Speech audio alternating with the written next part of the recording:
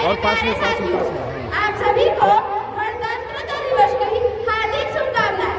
मैं दरक्षा खातून कक्षा 9 से मैं आप सभी के सामने अपने कुछ विचार प्रकट करना चाहूँगी।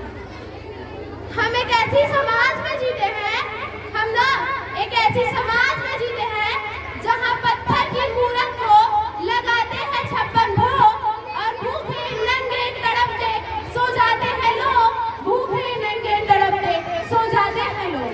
मजदूर को मजदूर समझिए, मजबूर नहीं। गरीब को काम दीजिए, दान नहीं। और अगर दान देने के इच्छुक हैं तो जीते जी रक्तदान दीजिए और मरने के बाद अंगदान दीजिए। यही सच्ची देशभक्ति और यही राष्ट्र प्रेम है। नजारा ही रहेगा, तू किस्मत का मारा है, मारा ही रहेगा। तेरे हर सवाल का जवाब करारा ही रहेगा। कश्मीर कल हमारा था और आज भी हमारा ही रहेगा, और आज भी हमारा ही रहेगा। एक वैचारिक बीमारी हमारे समाज में हमें नजर आती है। एक वैचारिक बीमारी हमारे समाज में हमें नजर आती है।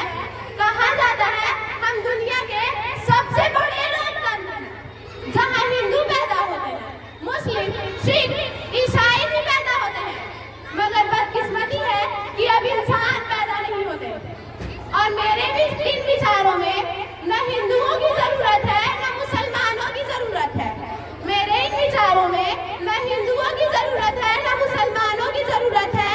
राष्ट्र निर्माण के लिए केवल अच्छे इंसान की जरूरत है, केवल अच्छे इंसान की जरूरत है।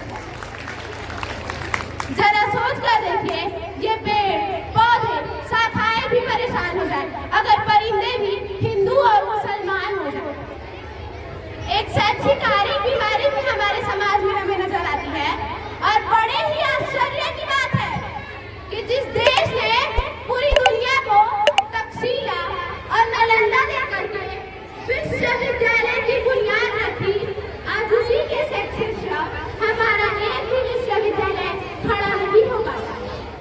जहाँ एक हो हमारे पास IIT, NIT जैसे शिक्षक का स्थान है, वहीं दूसरी ओर हमारे देश के गरीबों को बेरोजगारी की जमात में खड़ा करके उनके हाथों में सर्व शिक्षा अभियान का झुंझुना पकड़ा दिया जाता है। और मैं बता दूं कि ये केवल एक कारण है। इस बीमारी का केवल एक कारण है, वो है हमारे देश की शिक्षा नीति। हमारे देश की शिक्षा नीति केवल दो तरह के लोगों के लिए बनी होती है। पहले वो जो विद्वान है और दूसरे वो जो धनवान है। इसी तरह की कई गजब की बीमारियां हैं जिसकी जो जड़ है ना, वो है हमारा अंधविश्वास, हमारा अंधविश्वास।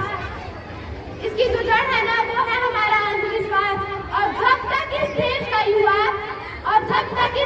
युवा अपनी सफलता के लिए मंदिरों में जा जाकर नारियल फोड़ कर भगवान को रिश्वत लगाता रहेगा, तब तक हमारा न ही तो हमारा अंधविश्वास खत्म होगा और न ही राष्ट्र निर्माण खत्म होगा।